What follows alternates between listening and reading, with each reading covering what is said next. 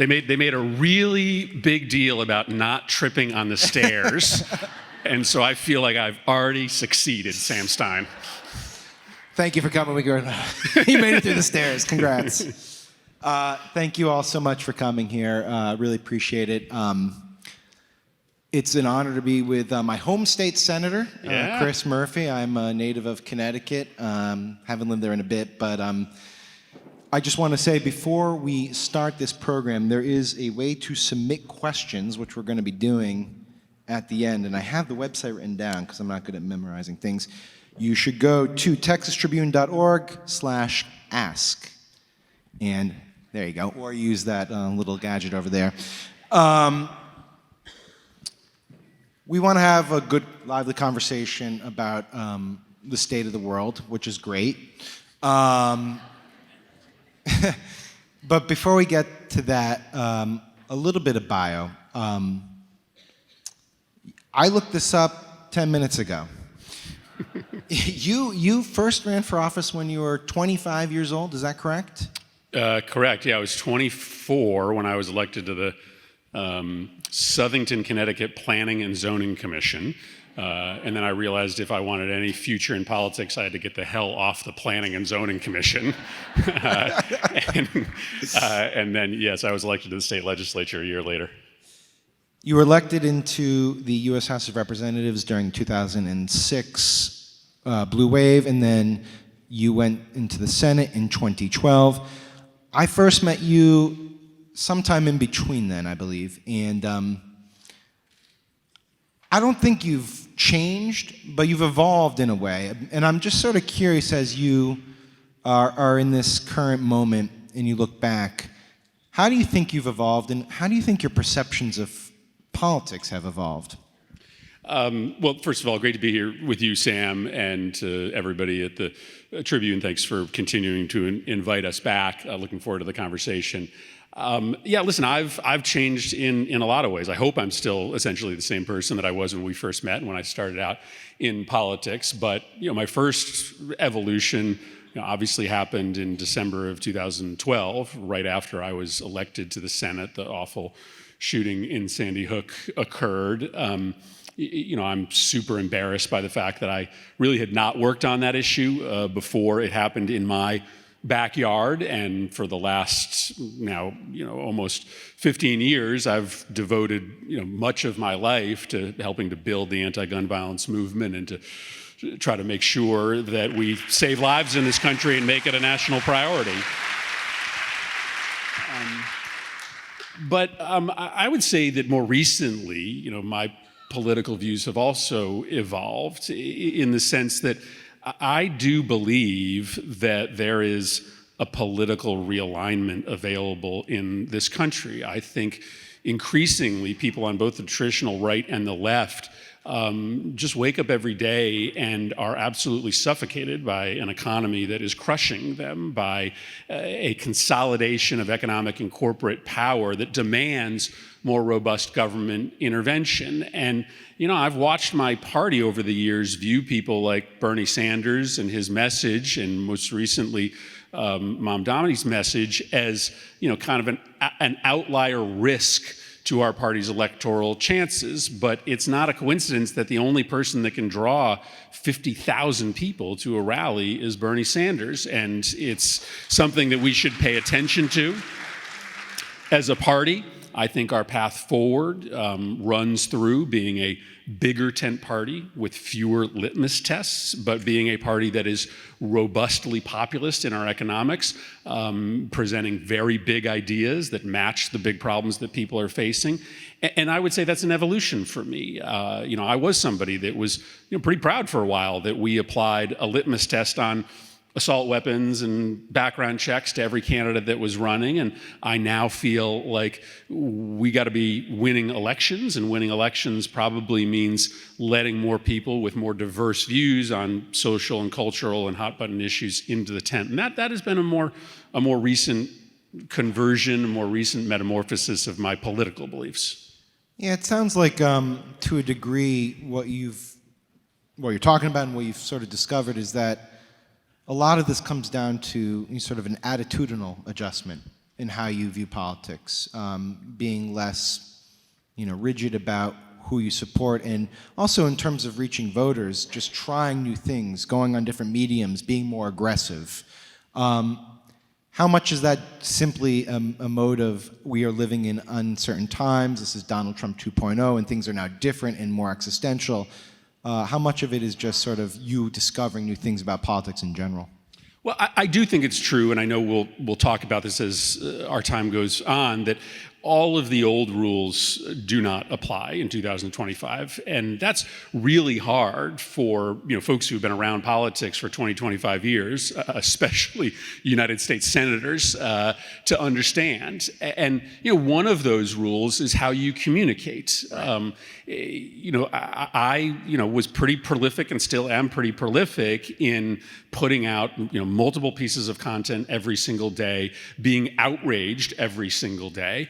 And there were a lot of folks who thought, when I started doing that at the beginning of this year, that was a mistake, that you are supposed to reserve your political capital, that you can only show outrage every couple weeks or months, or you will sort of spoil your outrage. There's for like people. A strategic reserve of outrage that you have to tap into. Yeah, and what Trump is showing you is a fundamentally different way of exercising power, that it's a muscle. And if you exercise it every single day, if you exert power every single day, if you flood the zone with information every single day, you don't give any breathing room, any oxygen for the opposition to be able to maneuver and respond. And we need to learn from that. We need to show outrage about what he is doing and how corrupt he is every single day. We need to be producing content at the same pace that he is. Well, we don't have to copy his morality or his corruption. There are tactics that this president has shown us work in American politics today, and we have been, frankly, very slow on the left and in the Democratic Party to pick up that challenge. I was just going to ask, are you going to start a crypto coin, but you've eliminated them. Okay, I'm not going to start a crypto coin, Sam, because we passed legislation earlier this year. Sorry, I'm getting. Am I supposed to know this? Yeah. Well, we passed legislation earlier this year with Democratic votes, by the way, that legalizes, that prohibits me and every other federal government official from issuing a crypto coin. And the legislation, again, supported by Democrats and Republicans, has a carve-out for one person in the federal government, the President of the United States. And so an example of Democrats not necessarily understanding what is necessary to meet this moment. Good for Trump. No. I want to talk, this is sort of an inelegant transition, but you did talk about sort of the gusher of outrages that Trump brings with him. This morning on Truth Social, there have been many posts about Jeffrey Epstein and what he is now deeming the Epstein hoax. He's saying he wants the Department of Justice to investigate Jeffrey Epstein's relationships with Democrats, Larry Summers, J.P. Morgan Chase, Bill Clinton. He's lashed out at Republicans for continuing to focus on this. What is your, I hesitate to ask you to get inside the man's head, but get inside his head. What is going on? Do you think? I really don't want to. Okay. Well, what is, as you observe this, you're an interested party here. What is your take on how this is playing out and why he's acting in incredibly guilty fashion? Well, he is in daily panic mode as we get closer to the moment where these files and the fullest truth that we have available to us is going to be made public. And it is clearly the biggest scandal in presidential history.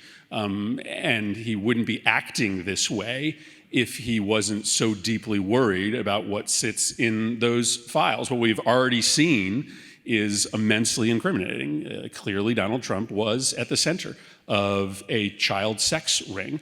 That is heartbreaking, that the President of the United States was involved in that kind of gross, craven immorality. And it stands to reason that he wouldn't be fighting so hard to spin against this story or bullying Republicans in the House to prevent the release of these files if there wasn't something especially and specifically incriminating in that information. Now, I think the scandal in and of itself could bring him down, but we also do have to contextualize it, because what Donald Trump is all about is protecting the rich and powerful and stealing from normal people, regular middle class and poor folks, in order to enrich the rich and powerful. And this is very much part of that story. Yes, I am sure that there are both Republicans and Democrats named in those files. There are powerful people on both sides of the aisle. But what Trump is all about is, not really playing a game based on politics, but playing a game based on wealth and influence. If you have wealth and influence, Donald Trump is going to protect you, and that is consistent through everything he has done during the first 9 months of this administration. So, as I understand it, the House will vote next week on the release of the files, because the discharge petition, I'm not trying to get too in the weeds here, but they are going to have a vote next week on the release of the files, and it's widely expected that it will pass. And at that point, it does go to the Senate. What are your expectations for a vote in your chamber on that specific issue?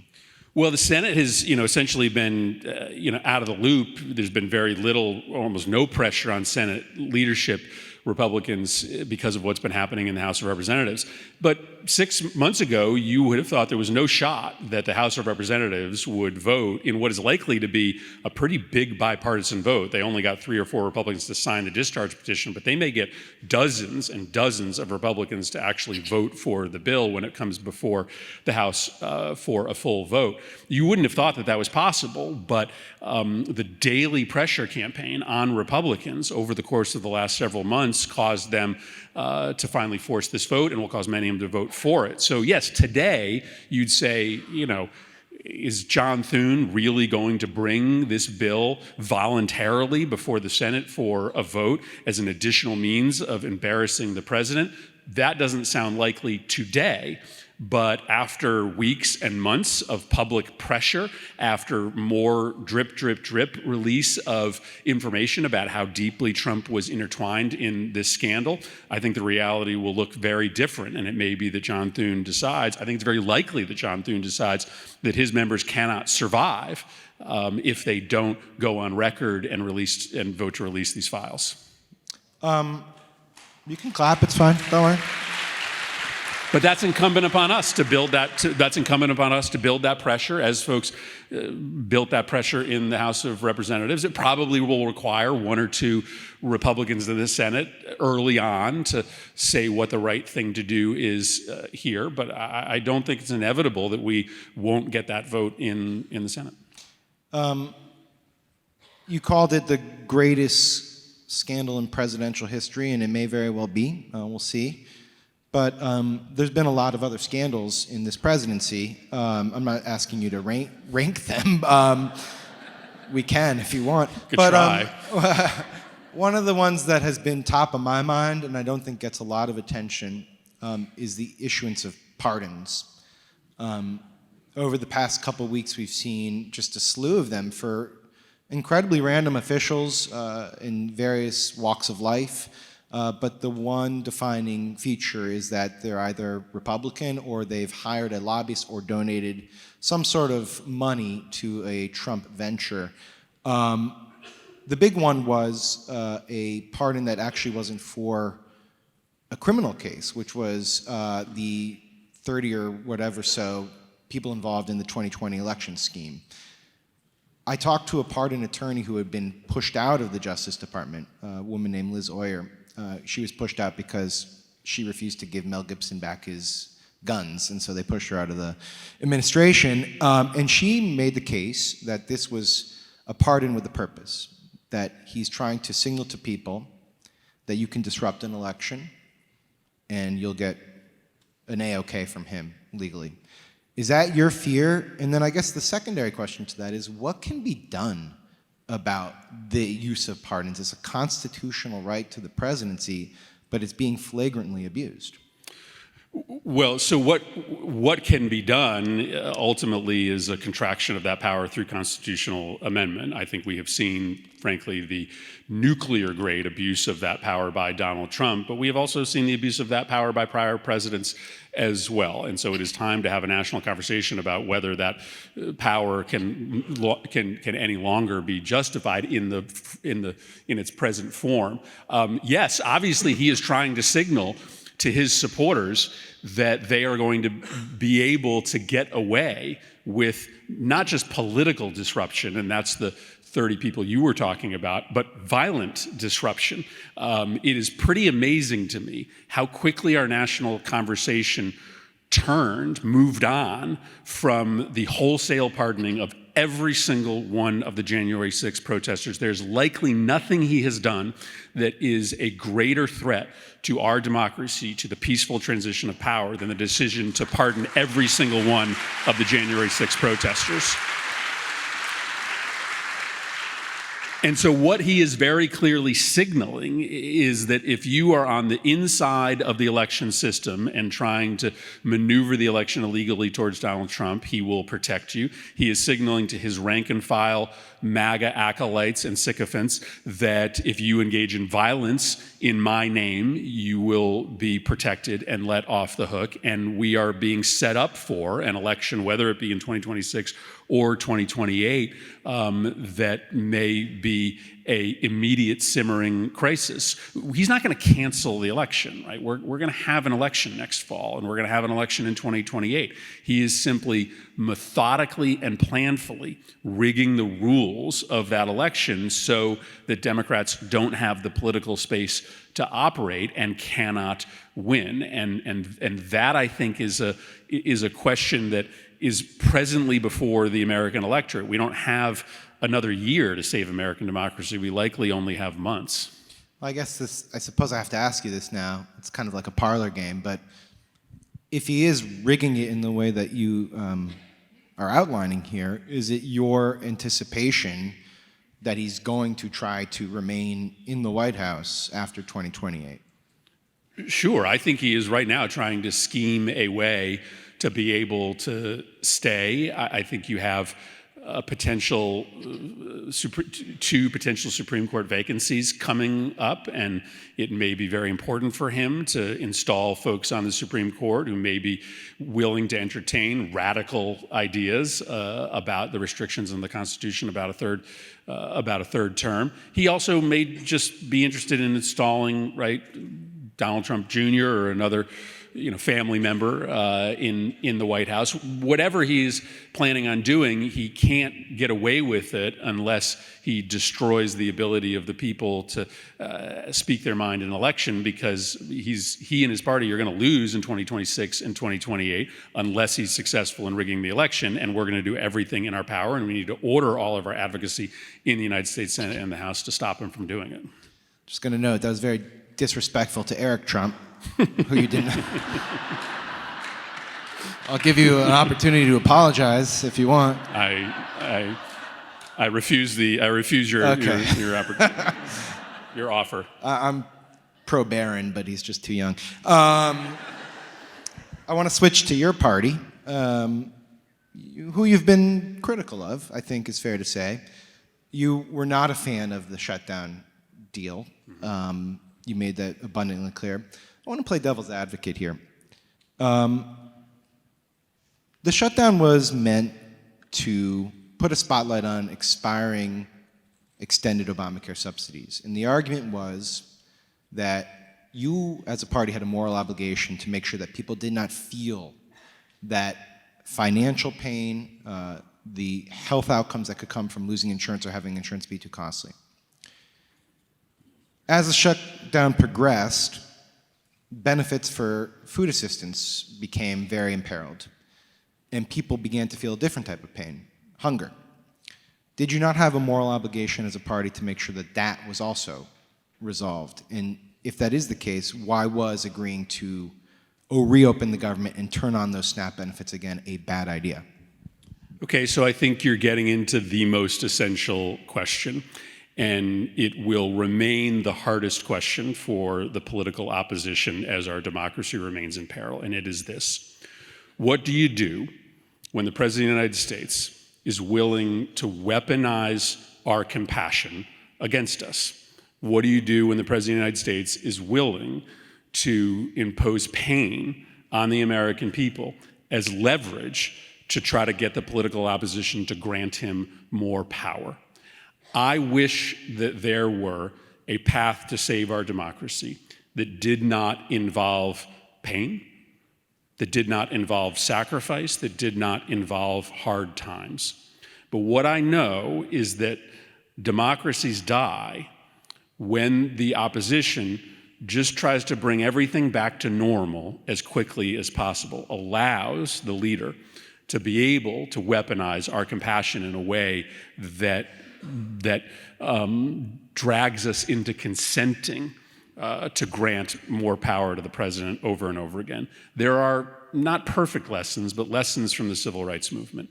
The leaders of that movement were willing to live through immense pain, economic pain, during that bus boycott. They filled up the jails. They crossed that bridge even though that they knew they were going to be subject to enormous abuse and potential death. But their goal was to show their oppressors that their willingness to sustain and live through pain was greater than their oppressors' willingness to impose it on them. Now, but that's a hard thing for a United States senator to say, because I'm not on food stamps. And so the pain is ultimately being borne by the most vulnerable in our society, which means local governments, state governments, the private sector, I think, have an elevated responsibility to try to help alleviate as much of that hurt as possible. But if the path forward is to continue to pass short-term budgets or a long-term budget that has no check on his corruption, that has no protections for our democracy, simply because we want to preserve the social safety net, which is a very logical thing to want to do, the end result is the destruction of our democracy.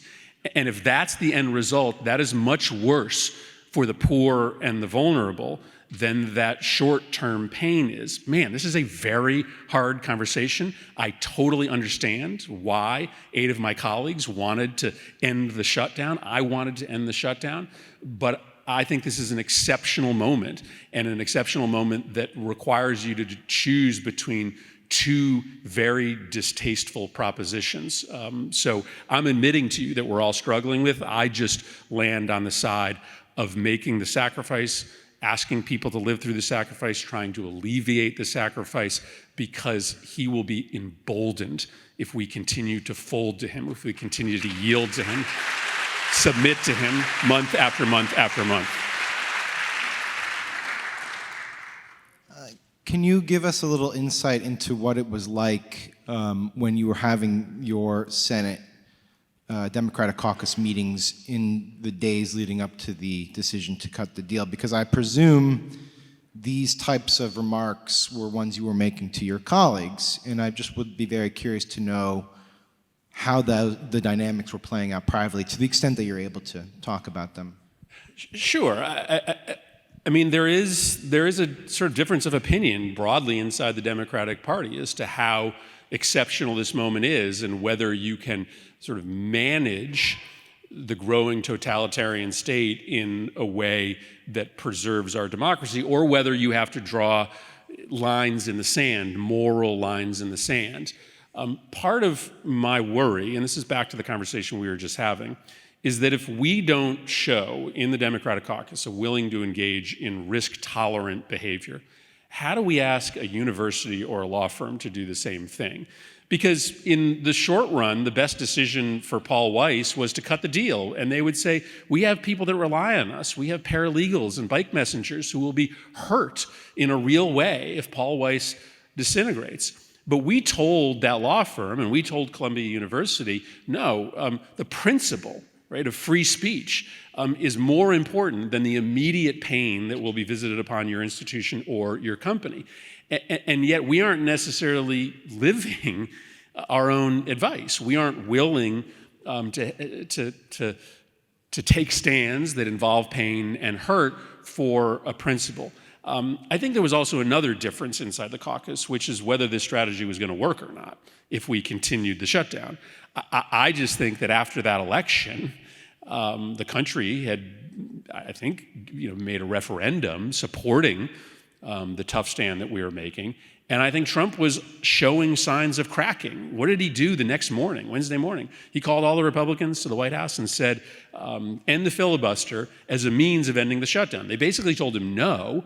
His next only play would have been to come to Democrats and say, okay, let's cut a deal to reopen the government. But we were so impatient to end the shutdown that we didn't even get to that next step. So I think one of the other disagreements in that room was whether we were going to get what we asked for, the suspension of those subsidy cuts, if we had held out longer. And those 8 folks didn't believe that.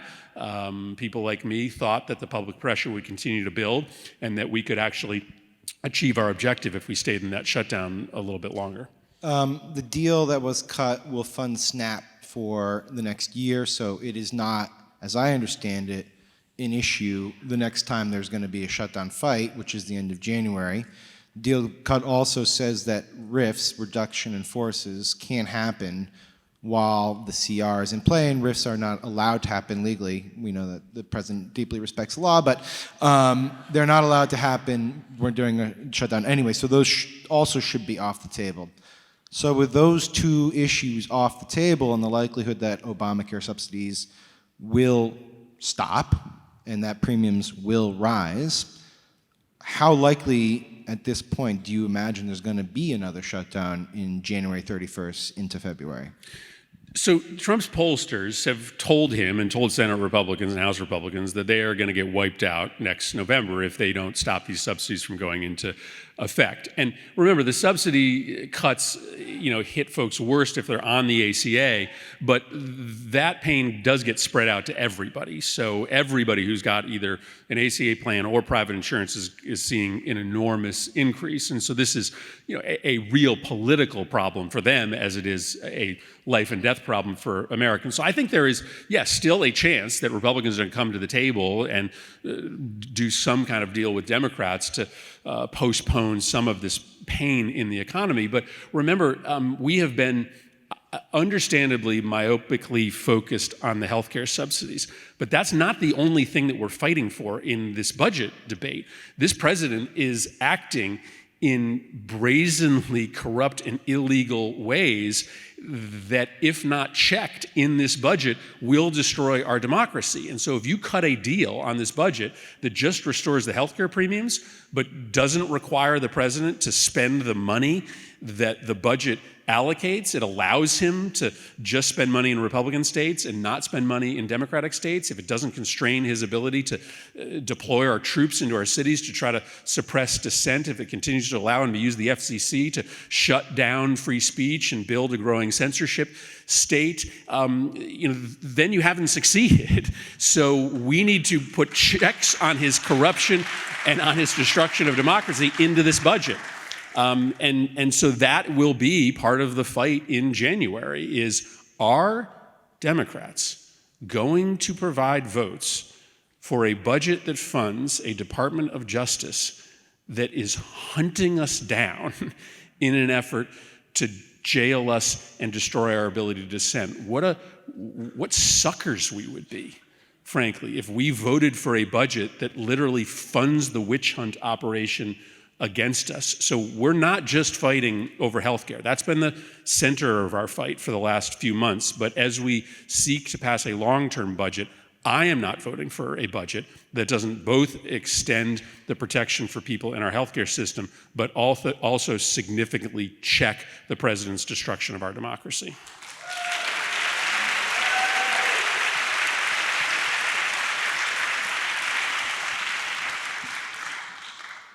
I want to read you a quote from a colleague of yours. You can guess who the colleague was. I'll give you a clue. It is a Democratic colleague in your chamber. Okay, you can guess who said this. The Democratic Party needs change. It is time for a new generation of leaders to stand up to Trump.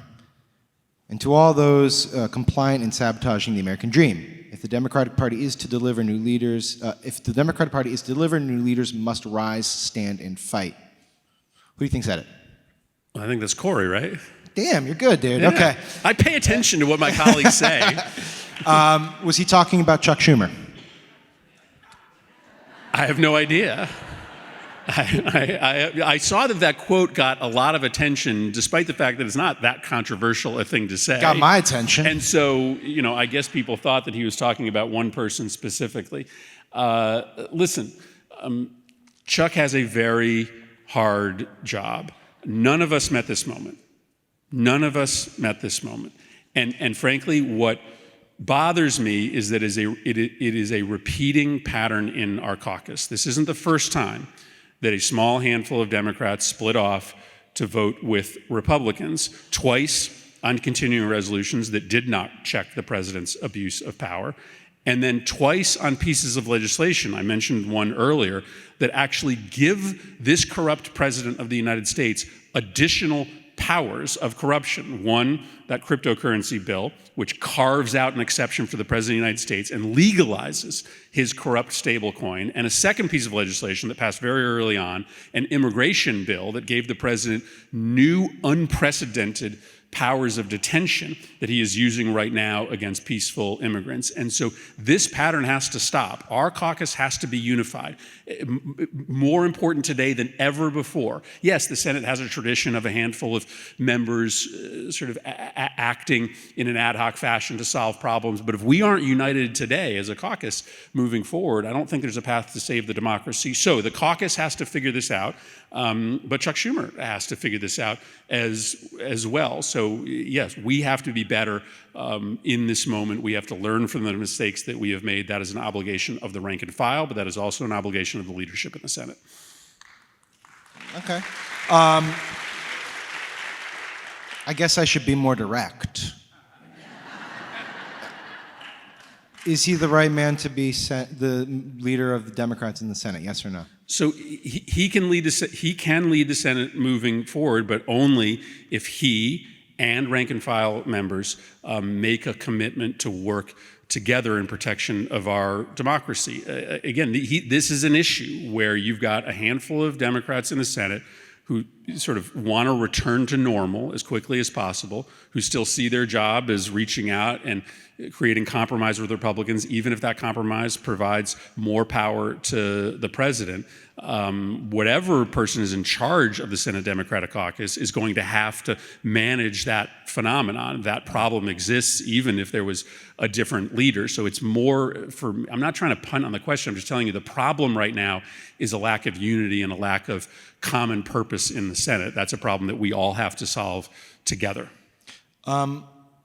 Prior to coming to Austin, you did what many people do this time of year. You flew to Manchester, New Hampshire, and hung out in a somewhat random state, right? Well, who goes to New Hampshire?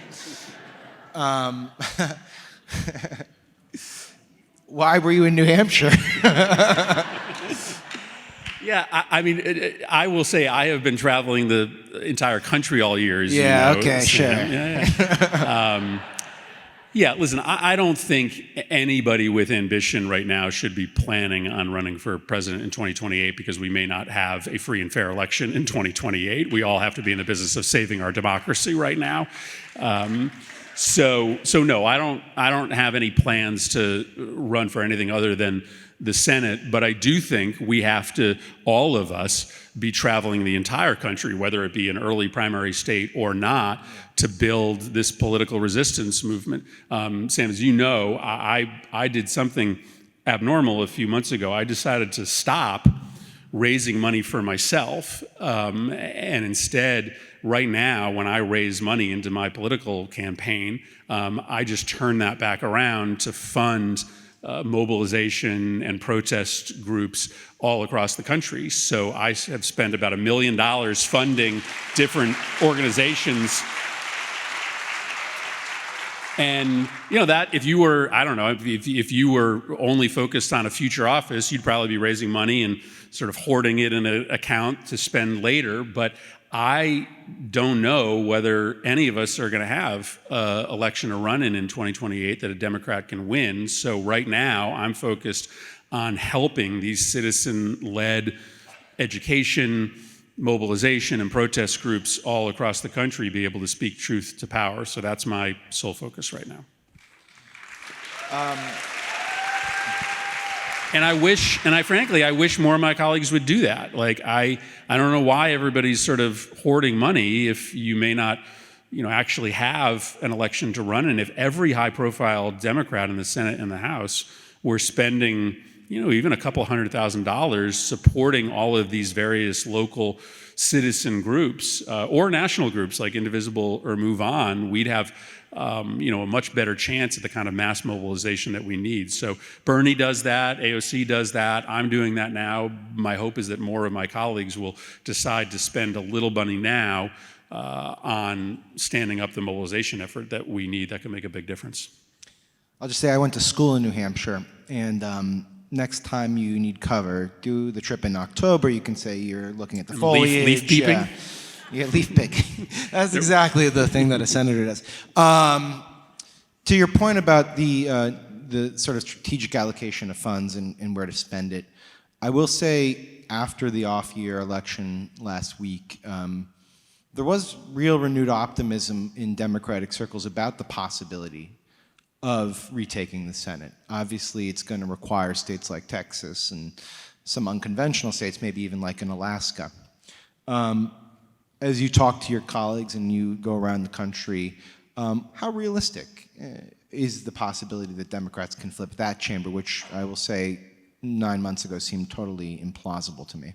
Yeah, I think there is a real chance for Democrats to draw even or better in the United States Senate. Agreed. I don't think that this was on most people's bingo card 6 months ago, but there are these twin phenomenon that are playing out in the American public right now. The president's inability to manage the economy, the rising costs, much of it, derivative of Trump's policy, are maddening to people in and of themselves. But then they also see the way in which he is spending his time and his resources, whether it be on a bailout of Argentina or a new ballroom for the White House. And it is just deeply morally offensive to people. It is not just a practical problem that our costs are rising. They just can't understand why the President of the United States doesn't spend more time on them rather than on himself. That is a political problem for the president and an advantage for us.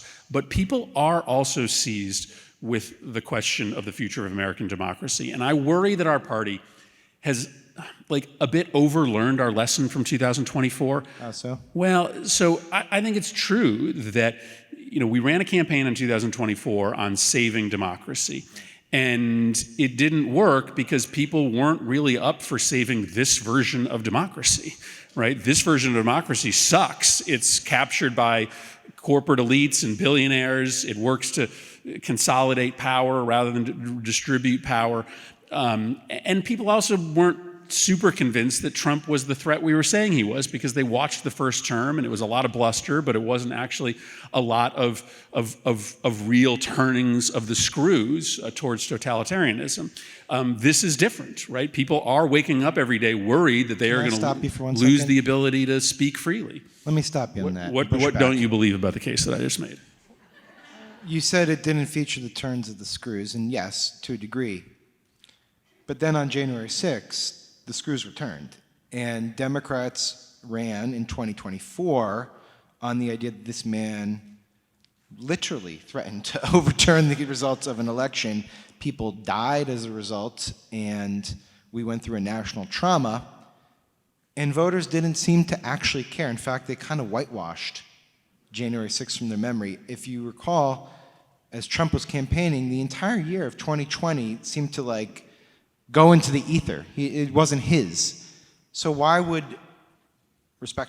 running on let's save democracy work now if it didn't work after January 6th? Well, I do think that the coordinated series of actions that he has taken, which are frankly different than that one seminal moment on January 6th have caused people to rethink his mission.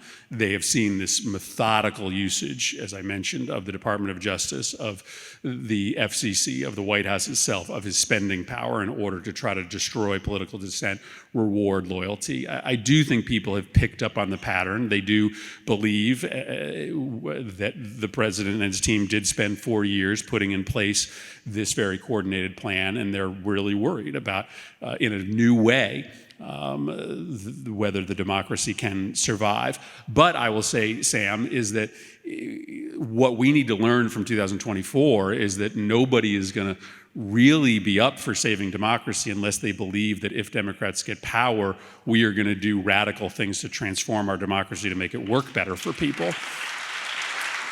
And I don't really get it. Like, this party, when I first got involved, talked all the time about getting dark money and billionaire money out of politics. Campaign finance reform, whether that's the right phrase or not, was like a top 3 issue for Democrats. And somewhere along the way in the last 20 years, it stopped being a priority for us. And if we don't get back to being a party that talks about how we will unrig our democracy as a top 1, 2, 3 issue for us, people will be less enthusiastic about stepping up for our democracy. It's a long way of saying that the threat to their pocketbook and the threat to democracy, I think, puts us in a position next fall to win a lot of seats in places like Alaska or Texas or Iowa that maybe would have been unthinkable as political possibilities just 6 months ago. Yeah, I forgot that the question was about the Senate. We took Sorry. a roundabout way to get there. We have 5 minutes of just you and me, and then we're going to get to audience questions. So I guess I should do some oddball ones. What are your thoughts on Trump's taste of interior design? No, I'm just joking. A little bit of a wind up to this. Backstage, we do this thing at the Bulwark where we kind of gamify these things. And by the way, subscribe to the Bulwark. And one of the things that we have done is we've ranked who we think are the most problematic cabinet members. And I told the senator backstage about this, and I gave him the names, and he didn't tell me his rankings, so I'm going to have him do it in front of you. The options were Pete Hegseth, Pam Bondi, Kristi Noem, and RFK Jr. Technically, J.D. Vance is a cabinet member, but we're going to put him aside for the time being and just stick with those 4. And in all seriousness, each of them has a portfolio that's done an incredible amount of damage from the perspective of you and many others. It's hard to rank it, but if you had to look at the landscape, what would you say is the one that stands out for you? It's a terrible question. So yeah, I was. You previewed 5 minutes ago. You were going to ask me this question. So as I was trying not to trip down the stairs, I was thinking about it. So I guess the question is, who can kill the most people? Right? No, I'm serious. Yeah. Which of them, through their incompetence and evil doing, can end up with the most people being harmed? The answer to that question may be RFK Jr. That's my choice. Is We're it? in alignment, yeah. In part because Trump has the least sort of interest in that portfolio. Hegseth is just nuclear grade incompetent, but he has people like Rubio and others that might act as constraints on him. There are a few constraints on RFK Jr., and there's no guarantee that there will not be another epidemic, another pandemic that could be just grossly mismanaged so that we don't have millions of people dying. We have tens of millions of people dying. So I think he would be number 1. Who are my other choices? You have Noem. Bondi and Noem, yeah. I think Bondi and Patel are probably next for me. I mean, they are more sort of avatars for the decision made in this White House to essentially end the independence of the Department of the Judiciary. But there's where the democracy dies, right, when they move on from just, Comey to Schiff and to Pritzker and to Raskin, right? When they get in the wholesale business of pursuing, harassing, and locking up their political opponents. That's the most perilous moment for our democracy. And I think as it becomes clearer to Trump that he is going to likely lose in 2026 and perhaps lose in 2028, he starts to panic. And the place where that panic may happen is DOJ. That was a really uplifting note to end on. I'm not going to let us end on that. We're going to go very quickly in the audience questions. Because I was talking to a couple people actually prior to coming here, and they had the same question they wanted to ask, which relates to this, which is if you look at all the damage and the problems and the threats that are out there, how do you go about repairing this? And is it even possible? Oh, it's absolutely possible. I mean, yeah, all of our talk tends to be depressing, but I remain, in general, an optimist, but I also remain deeply optimistic about our ability not only to survive this moment, but to come out of it stronger. People are having an emotional, spiritual reaction in this country to this level of cruelty. The way in which the president is treating immigrants is causing a lot of folks who, frankly, had real sympathy for the president's position on immigration to rethink their belief system and to recommit themselves to the idea of a multicultural America. 7 million people turned out for No Kings at a moment when the president was doing everything possible to try to suppress people into silence. That's a big deal. That's a big deal.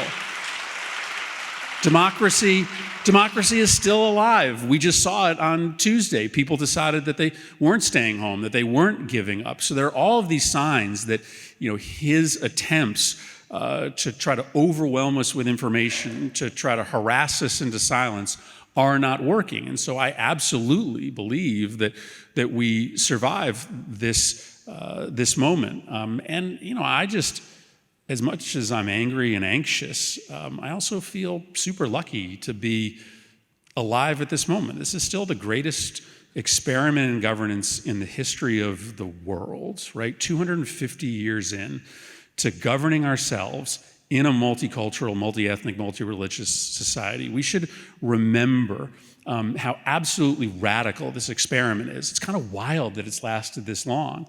And so the reason that I feel both anxious and angry and joyous is that, and I think you probably feel this too, it's probably part of the reason why you're here in this room today, is that, I could have been parachuted into the world at any time in any place.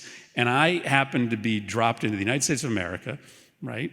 Multicultural democracy, 250 years in, at a moment that it's at peril, at a moment that we're deciding whether we're going to save it for our kids and our grandkids. And I just feel like we are going to do our job. We are going to save this country. We are going to repair from it. And we're going to be able to tell our kids and our grandkids that when the test was upon us in the greatest country in the history of the world, we met the moment. So to me, yes, I'm angry, yes, I'm anxious, but I'm absolutely joyous that I get to be part of this moment, a historic moment with all of you and millions of others all around the country.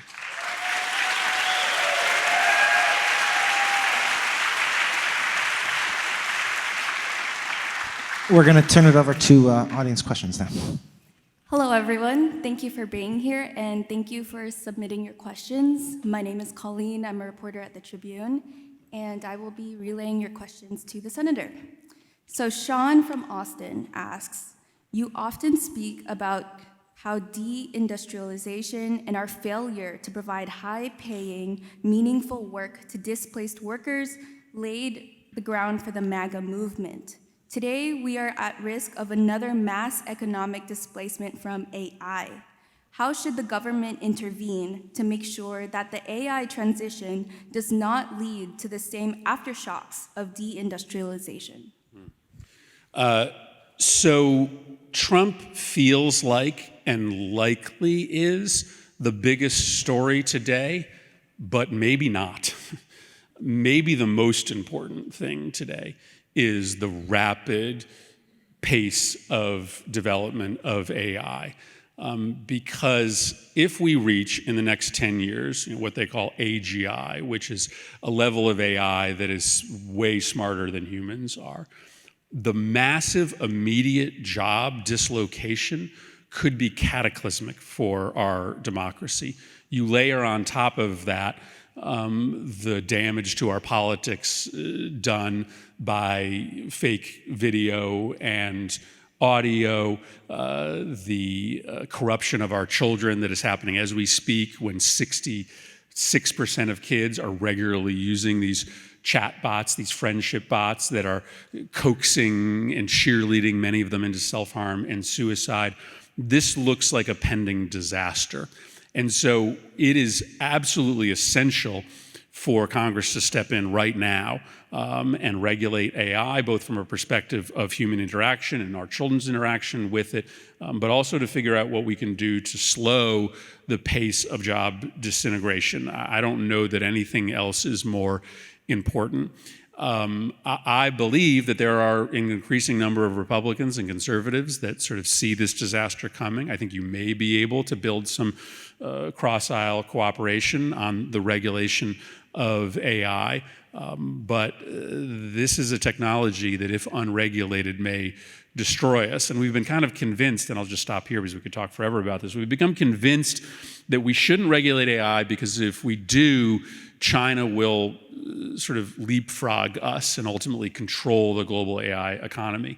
We don't talk about this a lot, but China is frankly being much more careful than we are about how they use their citizens as guinea pigs for this new technology. They actually have guardrails around how fast they are developing certain technologies and protecting the Chinese people from some of the roughest edges. The Chinese would delight if the United States did not regulate AI and it destroyed America before it destroys China. And so it is really important for us to not listen to the AI technology elites who just want to become billionaires, trillionaires off of this technology and are using the red herring of China competition as a means to convince us not to step in and regulate. We should start with the easy stuff. Just ban children from being able to log on to these conversation chatbots. Say that you've got to put a big, giant watermark on any fake video that you produce so everybody knows real from fake. There are some strength in copyright law so that creative content can't be so easily stolen on these large language models. Mitigating its impact on job displacement is a harder question, but there are some really easy things that we could do now. And my hope is you'll see more opportunity for Republicans and Democrats to work together. I'm somebody that has been telling my Democratic colleagues to fight rather than cooperate. The one thing we should be open to cooperation on is on the regulation of AI.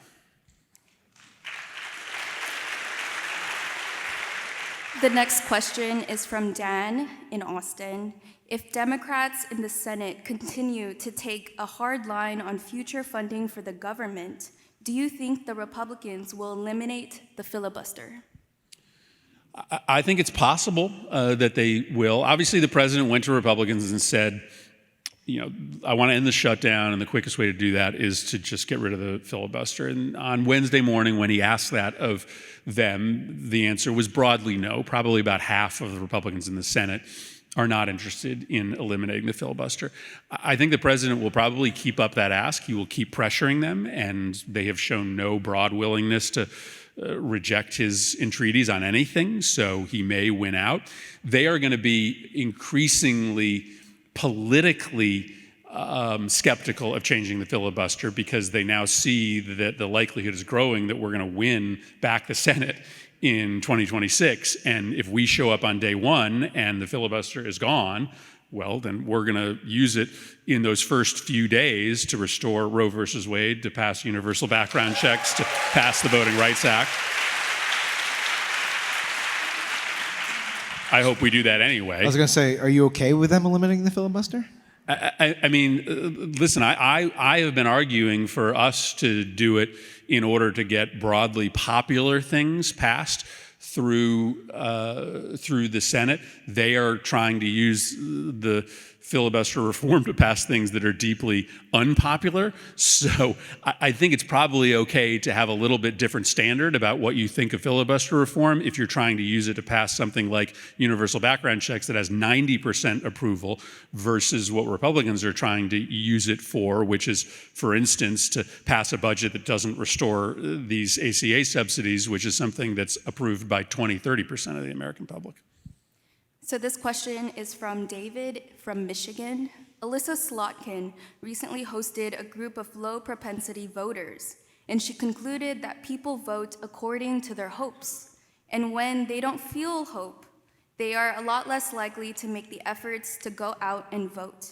How can we turn this around? Yeah, I think that is broadly correct. And I think that our party over the years has failed to give people real hope because our policies are incremental in the way that they change people's lives. The problems people are facing are enormous today. And so when the Democratic Party is talking about a few dollar increase in the minimum wage, or our prescription drug plan is we're going to use the bulk purchasing power of Medicare to negotiate down the price of the top 10 most expensive drugs. It just doesn't meet the moment for people. Again, part of the reason that Bernie Sanders gets these huge crowds is because he has solutions that are as big as the problems that people face. And so we should be talking about a $20 minimum wage. We should be talking about regulating and capping the price of every single prescription drug in this country. We should be talking about a constitutional amendment to ban billionaire and anonymous and private money from politics. You are not going to get people to feel hope unless you are proposing ideas that meet the moment, that are as big as the problems that people face. So yeah, I think she is right. And I think we have to sort of look ourselves in the mirror as a party and ask if our agenda, if our policy ideas have been the kind of ideas that actually generate hope that if you elect us, we'll solve your problems. This question is from Carrie King from Austin. How do we combat continued gun violence in our schools in a red state like Texas? There were 2 gun-related incidences at my son's high school right here in South Austin just this week. Yeah, I mean, I'm the parent of a high school student and a middle school student, and they go to school in a, urban public high school and middle school. They have not lockdown drills, they have lockdowns. They have moments where there are active shootings happening in their neighborhood, and I, don't completely understand the trauma that's being done to my own children. I do understand the trauma that's being done to kids who live in neighborhoods where gun violence is a reality every day. I have this little group of kitchen cabinet middle schoolers in my neighborhood in Hartford, and I meet with them every couple months to, just have them tell me what life is like in this low-income neighborhood in Hartford. And they remind me all the time that school for them is the safe place. They don't worry about school shootings. They worry about getting shot when they're walking to and from school. And so I just try to think about the epidemic of violence in this country, not through the lens of 90 people dying a day, but all of the kids' brain chemistry that's being changed by this daily exposure to violence. Here's part of the reason why I am so desperate to protect and preserve our democracy, because I've seen it work. I've seen it work. After Sandy Hook, we lost. We didn't pass a bill to try to change the trajectory of gun violence in this nation. And so what did we decide to do? We decided to build. For 10 years, we built methodically a movement. Moms Demand Action, Giffords, March for Our Lives. We lost over and over again. We continued to try to bring measures before Congress. We lost. But we had confidence that our cause was so righteous that eventually we would prevail. And then after that shooting in Uvalde, eerily and tragically reminiscent of Sandy Hook, we had an opportunity to pass a bill. For 30 days, we negotiated what eventually became the Bipartisan Safer Communities Act, the most significant anti-gun violence bill in 30 years. It passed even with the NRA opposing it. Why? Because for the first time in 30 years, Republicans were more scared of the anti-gun violence movement than they were of the gun lobby. And you know what happened? Gun violence rates started to plummet as soon as we passed that bill all across the United States of America. And so we have proved the theory of our case that if you organize, if you take advantage of moments in Congress to pass legislation that tightens our gun laws, we will save lives. And we haven't solved this epidemic, but we have had 3 straight years of double-digit declines in gun violence. That happened in large part because of a political movement that we built. So these next 3 years will be really hard. Donald Trump is not going to help us get any new legislation passed.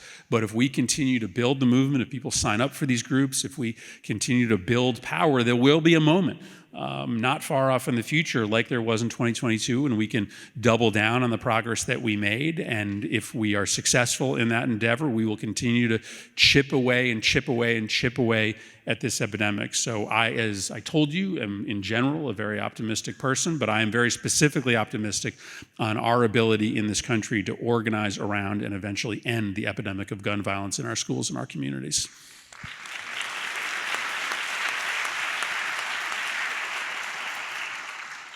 Let's do one more question for 1 minute. AJ from Fort Worth asks, do you think that you and your colleagues are sufficiently aware and concerned with the demographic changes of this country, namely that red states are rapidly gaining population while blue states are more slowly growing or outright declining in population? What steps should Democrats take to change these trends? Yeah, listen, I mean, we have a national economy, and to me, there is often a race to the bottom occurring as states start to chip away at workers' rights, they start to chip away at workforce protections, at healthcare protections, which does often cause companies to move from one state to another. But the sort of net results of that phenomenon is an economy that broadly isn't working for workers, as you have this kind of regulatory race to the bottom, which is why I do think there's a growing appetite amongst folks in red states and blue states for the federal government to step in and play a more robust role in creating a national floor of worker safety, a national floor of wage protection, a national floor of benefit protection for all workers in this country. I said at the outset, I do think that there's a realignment happening in America today. The Democratic Party has to do a better job of being able to communicate to voters, not just in blue states, but to red states as well, which is why, I'm engaged in this project to try to convince my party to build a bigger tent, to be more robustly economically populist. There's a group of voters who are sort of open to more national intervention in the economy, but are probably more socially and culturally conservative voters. We have an opportunity to expose Trump as a fake populist, as somebody who only cares about himself and not you, but only if our party is a little bit less judgmental about people who don't agree with us on everything from abortion to climate to gun rights. We have the opportunity right now. Trump has presented us with this opportunity to build an unprecedentedly large voting coalition heading into the 2026 elections. And I'm hopeful that we will capture that opportunity. It's a really hard conversation for the party, and I regret sometimes that because we have been so hyper-focused on defending our democracy and confronting Trump's corruption, we maybe haven't had the kind of autopsy we should about what went wrong and why we've become so uncompetitive in places like Texas and Missouri and Iowa, places where we used to be competitive only a handful of years or a decade ago. But what an opportunity Trump is presenting us. He has exposed himself as a fraud. He is the most corrupt president in the history of the country. People are looking to salvation. They are looking to the Democratic Party to show that we care about them, that we have ideas that are big enough to match match the bigness of their problems, that we're willing to reform government so that it works for them and not the billionaire class. There is, as I said at the outset, an opportunity in this moment to beat Trump in the midterms, to turn the corner for this country in 2028, to come out more united as a nation, and to protect and preserve American democracy. That has to happen by Democrats speaking in blue states and purple states, but also red states as well. That's the work ahead of us. I think we can get the job done.